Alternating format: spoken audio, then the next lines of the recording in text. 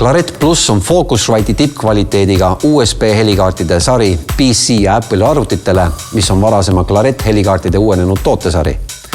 Perekonda kuuluvad Claret Plus Pre 2, 4 ja 8, mis erinevad vastavalt mikrofonide sisendite ja väljundite arvule. Lisaks on võimalik helikaartide kanaleid laiendada optilise sisendiga. Claret Plus helikaardid kasutavad samuti eelmise Claret seeria võimsaid mikrofoni eelvõimendaid. Focusrite'ile omast Air Mode funktsiooni, mis emuleerib klassikalist ISA eelvõimendit. Helikaardid pakuvad 2 kombineeritud mikrofoni, liini ja instrumendi, XLR sisendit 48 volti fantoomvõimsusega, optilist ADAT sisendit veel kuni 8 sisendi lisamiseks ja 5 pin otsikute MIDI input-outputi. 4 Pre ja 8 Pre helikaardil on ka täiendavalt kombineeritud XLR sisendid, SPDIF digitaalne input-output ja 2 kõrvaklappide väljundit. 2 Preel on 1 kõrvaklappide väljund.